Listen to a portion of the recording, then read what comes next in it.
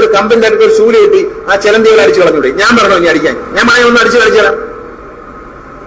കാരണം ഇന്നാ ഇവിടുത്തെ ആളുകൾ ശരിയാക്കാൻ ഒരു ദിവസം സമയം കൊടുക്കുക. അല്ലാത്ത സ്വീകരണം നാളെ രാവിലെ പറഞ്ഞു വിട്ടേക്കും. വേറെ കാര്യമൊന്നുമില്ല. അതിനെ ശിവാർജയം കൊണ്ടാരും വരികയും വേണ്ട, നടക്കത്തുമില്ല. വേറെ ആളെ വയ്ക്കുക.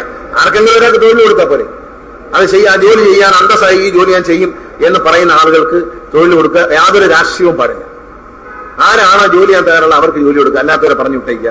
ഇതൊക്കെ നല്ല വൃത്തിയായി ടൈൽസ് ഒട്ടിച്ച് നല്ല വൃത്തിയായി സൂക്ഷിക്കാവുന്നതാണ്. അതൊക്കെ ചെയ്യുകയില്ല എന്ന് നിർബന്ധം പിടിക്കുന്നവരെ ഒരു കാരണവശാലും വെച്ചേക്കുന്നത്. ആ തൂണെല്ലാം ഏറ്റിയോ കണ്ടല്ലോ, ഏറ്റിയോ? ഹലോ, ഇങ്ങോട്ട് നോക്ക്.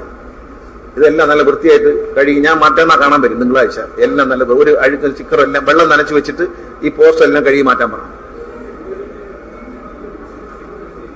സെക്യൂരിറ്റിയൊക്കെ നിയമിച്ചു തരും, കുഴപ്പമൊന്നുമില്ല. സെക്യൂരിറ്റിയൊക്കെ നിയമം അതൊക്കെ എം ഡിയോട് പറഞ്ഞാൽ ഇപ്പൊ നിന്ന് ചെയ്തു തരും. പിന്നെന്താ? അതുകൊണ്ട് അതൊക്കെ ചെയ്തു തരും. നിങ്ങൾ